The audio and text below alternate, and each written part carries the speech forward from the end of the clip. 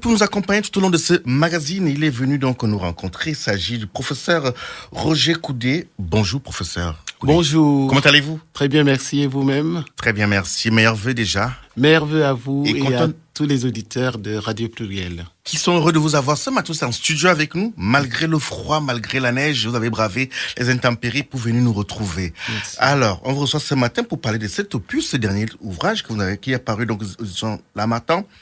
La justice pénale internationale, un instrument idoine pour raisonner la raison d'État. Oui. Pourquoi cette question? Alors, d'abord, il faut dire que cet ouvrage est le résultat de plusieurs années de réflexion, de recherche, mais aussi de missions sur le terrain, notamment dans des pays qui ont été éprouvés par des conflits et où il y a eu malheureusement des crimes contre l'humanité, des crimes de guerre, etc. Je pense en particulier aux nombreuses rencontres que j'ai eues dans un pays comme le Rwanda, mais aussi en Afrique du Sud, suite aux conséquences de l'apartheid, etc. Donc, alors, pourquoi parler de la raison d'État et de la justice pénale internationale comme possibilité de raisonner la raison d'État?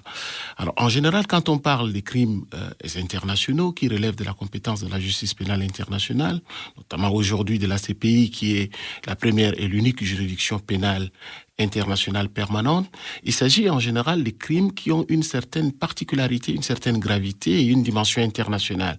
C'est pas pour rien qu'on dit de ces crimes qui sont des crimes qui heurtent la conscience de l'humanité. Et donc ces crimes sont des crimes qui défient au fait la mission même protectrice de l'État. C'est-à-dire ce sont des crimes qui sont commis généralement parce que l'État est défaillant, soit parce que l'État est complice dans certains cas, ou dans certains autres cas encore, parce que ces crimes sont de la responsabilité de l'État lui-même. Donc, c'est tout cela qui nous a conduit à produire cet ouvrage et à poser cette question, si finalement la justice pénale internationale, qui est un outil extrêmement important mis en place par la communauté internationale, était un outil idoine pour raisonner la raison d'État.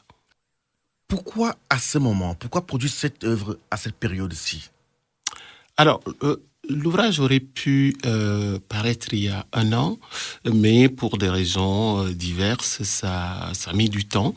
Et les questions, en fait, relatives à la justice pénale internationale sont malheureusement des questions d'actualité permanente, malheureusement. Il vous souviendra qu'il y a quelques années, notamment dans les années 90, la communauté internationale était amenée à créer 2 tribunaux ad hoc, l'un pour l'ex-Yougoslavie et l'autre pour le Rwanda. C'était respectivement en 93 et 94 pour faire face à la situation de crise qui a prévalu dans ces pays avec à la clé un génocide au Rwanda, par exemple, et de nombreux crimes de guerre, crimes contre l'humanité, et également un génocide en ex-Yougoslavie.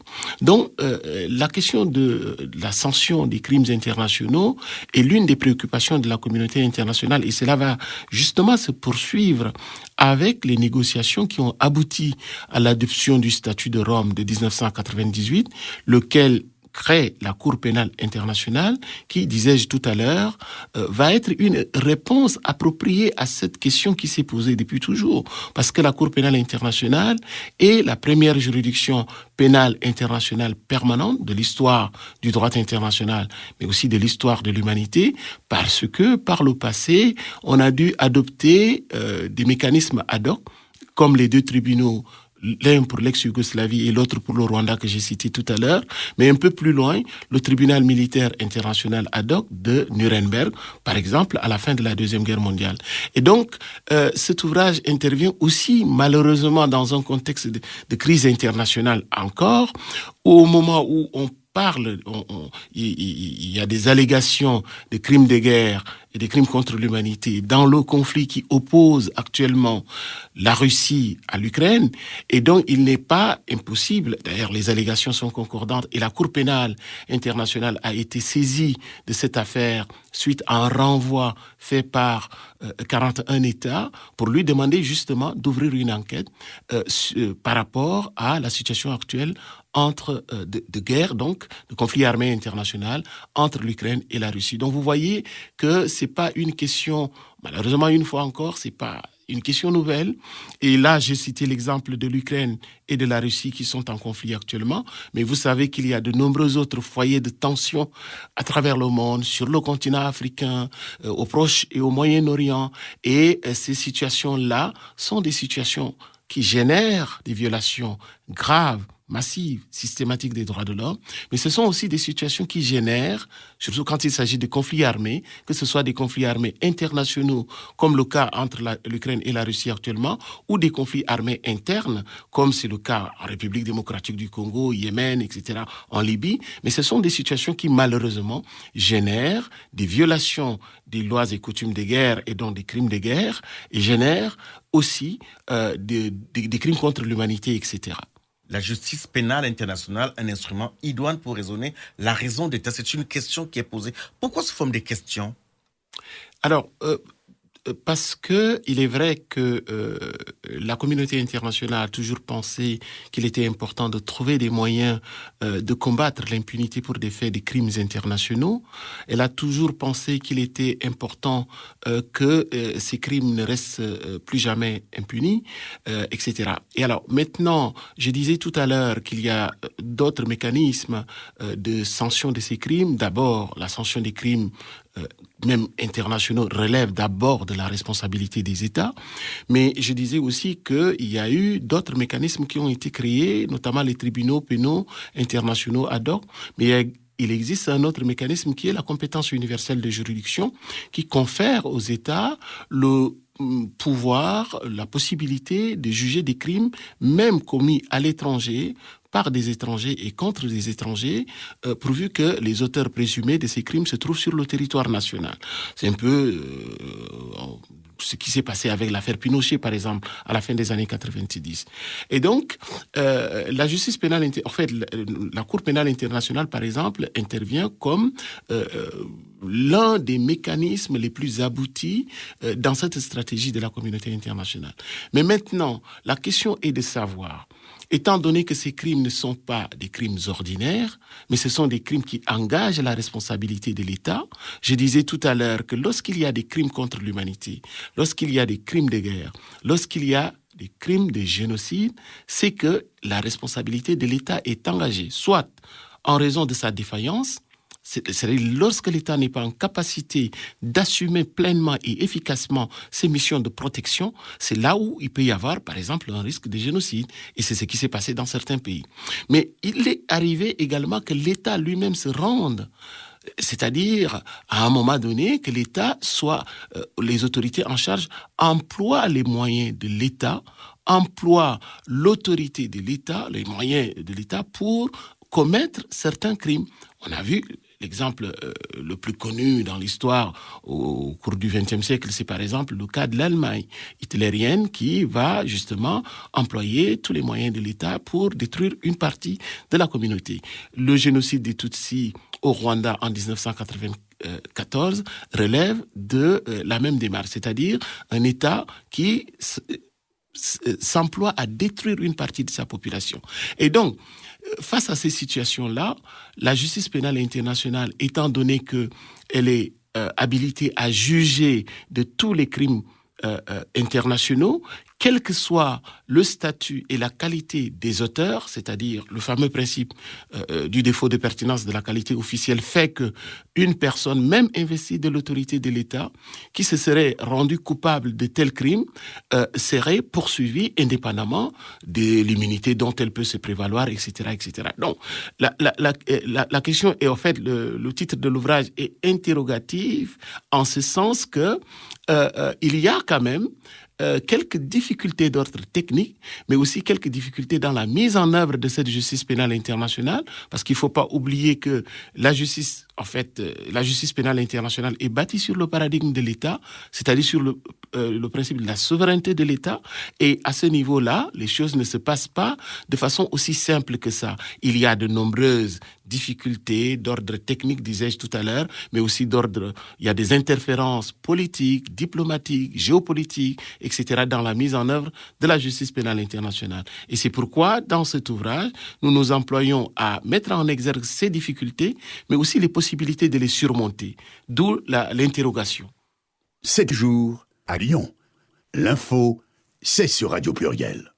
Nous recevons ce matin le professeur Roger Coudé, qui est donc titulaire de la chaire UNESCO, Mémoire et Culture et Interculturalité à l'Université catholique de Lyon. Il est venu nous parler ce matin de sa récente, dans son œuvre, en fait, à toute récente, en fait, intitulée La justice pénale internationale. Et il s'interroge avec la question de savoir si c'est un instrument idoine pour raisonner la raison d'État. Et je m'en vais vous poser une autre question. C'est un confrère dont s'accorde à dire que cet outil-là semble être l'instrument des riches contre les pays pauvres.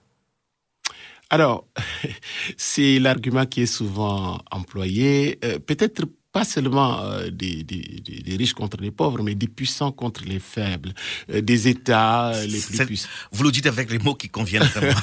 Oui. Des pays puissants, les dirigeants des pays puissants contre les pays si pauvres pratiquement. Voilà, alors ça, ce n'est qu'une impression en fait a priori.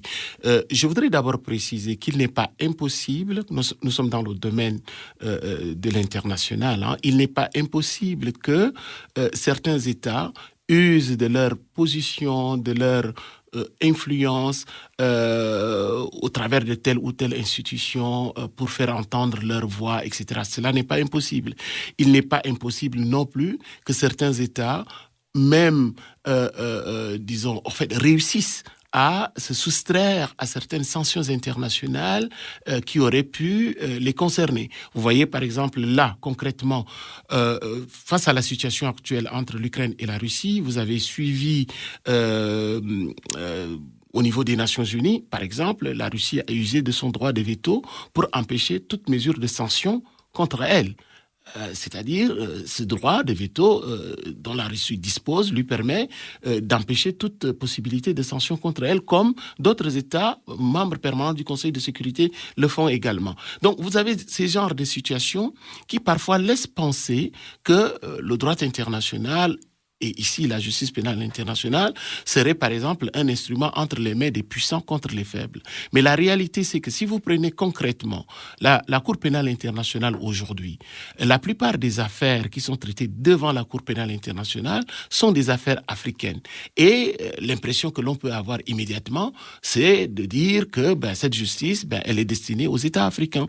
Mais la réalité, c'est que ce sont les États africains eux-mêmes qui, usant de leur impérium, usant de leur souveraineté, vont saisir la Cour pénale internationale par voie de renvoi des affaires qui auraient pu être jugées sur place. C'est-à-dire que normalement, la compétence de la Cour n'est qu'une compétence subsidiaire, complémentaire. Donc, c'est lorsqu'un État ne peut pas ou ne veut pas que la Cour pourrait éventuellement être saisie. Mais quand un État se dessaisit volontairement, et c'est le cas de la République démocratique du Congo, c'est le cas de l'Ouganda, c'est le cas de la Centrafrique, c'est le cas du Mali, c'est le cas de la Côte d'Ivoire, ce sont des États qui eux-mêmes ont saisi la Cour pénale internationale pour lui demander d'ouvrir une enquête par rapport à la situation sur leur territoire. Donc, on ne peut pas penser dans ces cas précis, par exemple, que c'est une arme des puissants contre les faibles.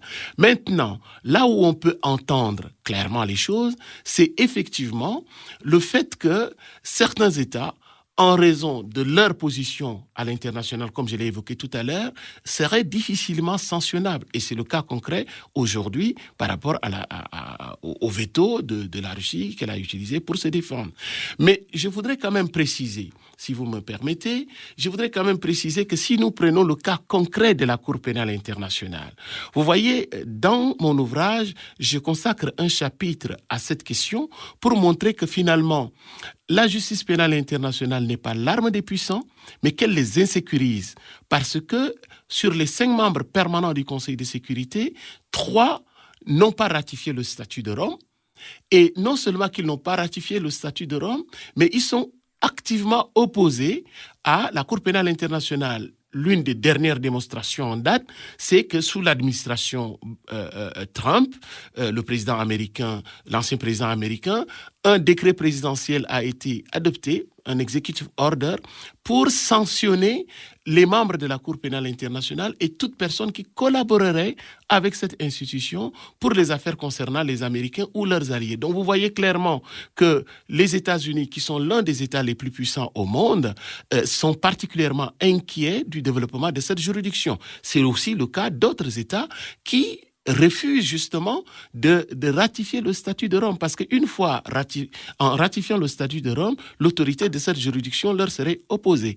Et inversement, je voudrais juste terminer par là, inversement, vous avez sans doute constaté également qu'il y a de nombreux États qui sont des États jeunes, qui sont des États, alors mettons les guillemets, faibles, qui étaient plutôt extrêmement mobilisés pour la promotion, pour la mise en œuvre de cette juridiction. J'ai l'habitude de rappeler que le premier État au monde à avoir ratifié le statut de Rome, c'est le Sénégal. Que je sache, le Sénégal n'est pas un État puissant au sens que l'on entend. C'est plutôt un État qui œuvre activement pour que l'une des préoccupations de la communauté internationale, notamment en matière de justice pénale internationale, que ces questions soient résolues. Et c'est le sens du vote de l'État, en fait, de la ratification immédiate du statut de Rome par l'État du Sénégal, par exemple. Professeur Roger Coudé, quand on dit titulaire de la chaire UNESCO, pour ceux qui ne connaissent pas ce langage académique, ça sous-entend quoi précisément? Alors, une chaire UNESCO, c'est un laboratoire de recherche agréé par l'UNESCO. Donc, c'est des structures créées par l'UNESCO et implantées au sein des universités avec des mandats précis, dont nous avons une quarantaine maintenant. On était à 37 chaires UNESCO l'année dernière et il y a de nouvelles chaires UNESCO qui sont en cours de création, ce qui fait que sur le territoire français, on a une quarantaine de chaires UNESCO.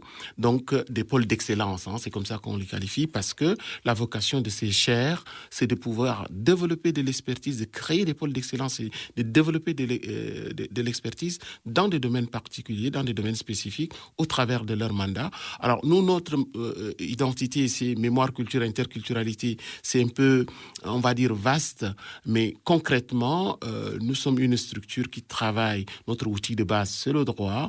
Nous travaillons sur des problématiques ayant trait à la mémoire, mais aussi aux questions de culture, du vivre ensemble, des droits, des droits de l'homme, des droits humains, tout ce qui est en rapport avec le vivre ensemble, que ce soit à l'échelle nationale ou internationale.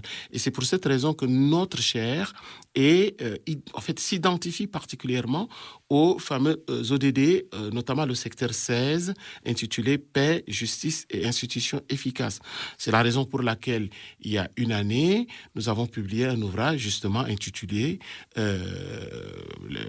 la paix, en fait, Paix, Justice et Institutions efficaces. Il y a un an et demi environ. Alors, vous qui en êtes le titulaire, ça sous-entend quoi? Je précise pour ceux qui ne connaissent pas le langage académique, bien entendu. Le titulaire que vous êtes, c'est qui? Vous êtes le patron? C'est ça? Alors, le titulaire de la chaire, c'est donc la personne qui dirige, alors peut-être pas patron, mais c'est la personne qui dirige, qui assure la direction et la gouvernance de cette institution. C'est un enseignant-chercheur qui est nommé par l'UNESCO, conjointement avec l'université d'implantation.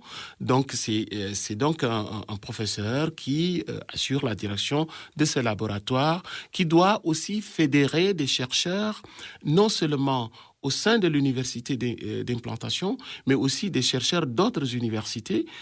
C'est ce que nous faisons dans notre centre, dans notre chaire. Nous avons des chercheurs de notre université, nous avons des chercheurs des autres universités françaises, mais aussi nous avons des chercheurs d'autres régions du monde, d'Afrique, du Proche, du Moyen-Orient, d'Amérique du Sud, d'Amérique du Nord, etc. L'idée, c'est de fédérer autant de chercheurs que possible dans ce domaine-là, dans le domaine en fait, relevant du mandat de chaque chaire, et de développer des pôles d'excellence.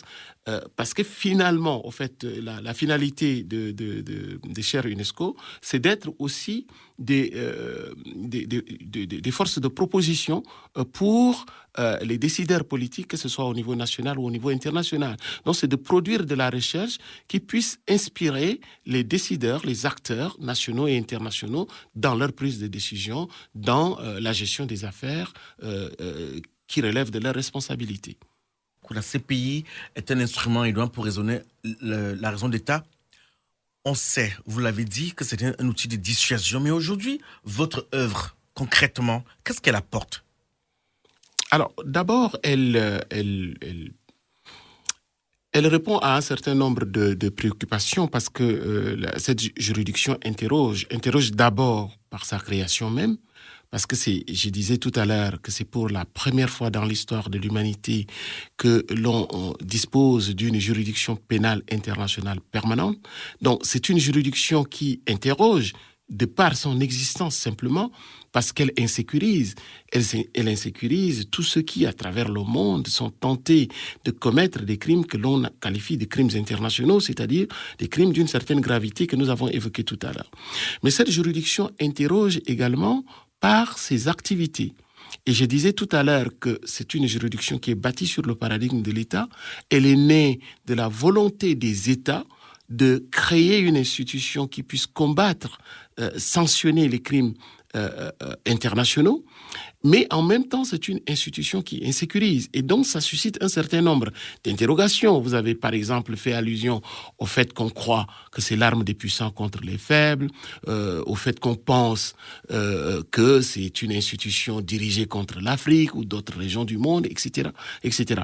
Donc, Pardon de vous couper, mais c'est quand on croit, mais visiblement, oui. on a l'impression que, voilà, ceux qui sont dans cet état, c'est-à-dire puissants, en fait, puissance mondiale, semblent ne pas être inquiétés par cette juridiction-là. Alors, justement, je voudrais d'abord dire que cet ouvrage est avant tout une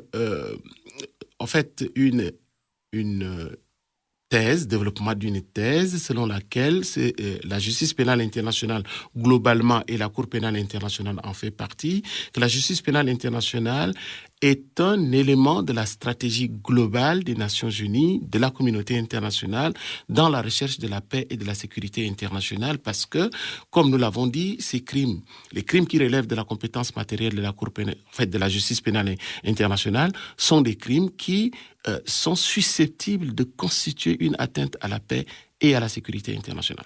Deuxièmement, cet ouvrage est aussi, propose aussi un débat sur certaines questions que vous avez soulevées tout à l'heure, qui parfois ne sont pas tout à fait fondées. Certaines critiques à l'égard de la Cour pénale internationale, particulièrement, qui ne sont pas toujours des critiques fondées rationnellement. Et donc, cet ouvrage se propose de répondre aussi à une partie de ces critiques, de démontrer le contraire de certaines thèses qui sont avancées.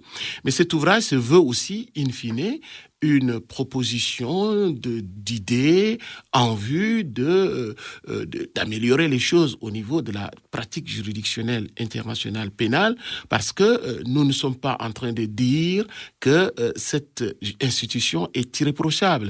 Il s'agit d'une institution jeune, avec parfois peut-être des manquements, des faiblesses, et qui sont aussi des faiblesses congénitales, qui sont aussi des faiblesses liées à la nature de l'acte qui crée l'institution. Il s'agit d'un traité international né de la volonté des États, et la Cour pénale ne peut pas se donner les moyens qui ne lui ont pas été donnés par le statut qu'il a créé, par exemple. Donc, c'est un peu tout ça, le sens de notre démarche, c'est-à-dire, in fine, comment faire évoluer les choses dans le sens de la volonté des États eux-mêmes manifestée au travers de leur adhésion, au travers de la ratification du statut de Rome. Sur les 196 que comptent les Nations Unies, 123 États ont ratifié le statut de Rome. Ce qui veut dire qu'il y a 123 États au monde qui se sont engagés à ce que les auteurs présumés de ces crimes internationaux ne soient plus, ne restent plus impunis où qu'ils se trouvent, et compte tenu aussi du fait que ces crimes sont des crimes imprescriptibles, que ces personnes, tant qu'ils seront en vie, elles seront inquiétées du fait des faits qui leur auraient été, des faits qu'elles auraient commis. Voilà. Votre œuvre est donc préfacée par Fatou Bensouda, oui, la procureure. Exactement. L'ancienne procureure générale de la Cour pénale internationale. Oui. Qui, elle aussi, n'a pas souvent été épargnée par les reproches. Pourquoi elle ?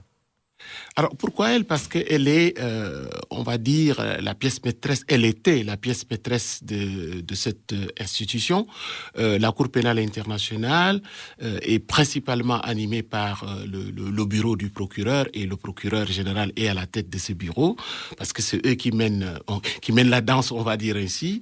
Et donc, c'était finalement, voilà, les critiques destinées à la Cour pénale internationale vont se concentrer sur elle. Mais en réalité, indépendamment de sa personne, je disais tout à l'heure que la Cour pénale internationale est une institution qui est née de la volonté des États, et le procureur général, en tant que acteur principal de cette institution, ne fait que mettre en œuvre la volonté des États exprimée au travers du statut de Rome. Et donc, il y a eu des critiques contre la CPI sous le mandat de Mme Bensouda. Il y a des critiques en ce moment contre la CPI sous le mandat de Maître Karim Khan. Il y aura toujours des critiques contre la CPI, comme il y a toujours des critiques contre les Nations Unies, comme il y a toujours des critiques contre telle ou telle institution internationale. Pourquoi? Parce que d'une part, il faut s'intéresser à la nature de l'institution, au pouvoir conféré à cette institution par la volonté des États exprimée à travers le traité qui les crée, mais il faut aussi s'interroger ou interroger la pratique des États. Donc, c'est au travers de cela que la question doit être véritablement élucidée. Ce n'est pas Mme Bensouda, ni M. Karim Khan aujourd'hui, ni avant M. Ocampo qui ont créé la Cour pénale internationale. Ce sont des experts nommés par les États, justement, pour mettre en œuvre leur volonté.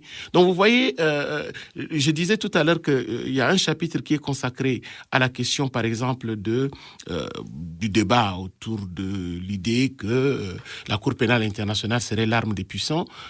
Effectivement, à ce niveau-là, j'essaie de montrer que certains États sont en contradiction avec leur propre vision de la chose. Parce que d'un côté, il y a un engagement pour la mise en œuvre de cette institution, et d'un autre côté, il y a des attitudes, des pratiques qui viennent contredire en quelque sorte ce même engagement. Et justement, pour revenir donc sur cette contradiction au niveau de la vision, c'est-à-dire ce que prônent ces États et le côté pratique, en fait, beaucoup d'États dits puissants n'ont pas ratifié ce traité de Rome. Oui. Comment expliquer cela? Et comment vous parvenez à faire comprendre ça à vos étudiants? Alors, vous voyez, les États, tous les États, sans exception, que ce soit les États les plus puissants ou les moins puissants, leur préoccupation, c'est d'abord la défense de leurs intérêts stratégiques, leurs intérêts politiques, diplomatiques, etc. Prenons le cas des États-Unis. Il est vrai que l'attitude des États-Unis depuis l'avènement de la Cour pénale internationale est critiquable.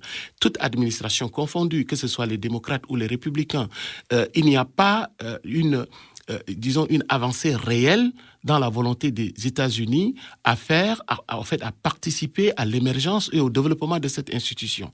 Donc, alors maintenant, M. Trump l'a fait avec une certaine manière qui est la sienne, mais autrement, si on observe attentivement, on se rend compte que les États-Unis considèrent que toutes les questions ayant trait à la justice pénale relèvent de leur souveraineté judiciaire et que les États-Unis n'entendent pas voir leurs ressortissants être jugés ailleurs au nom de leur souveraineté judiciaire. Et donc là, il s'agit d'une position quasi doctrinale.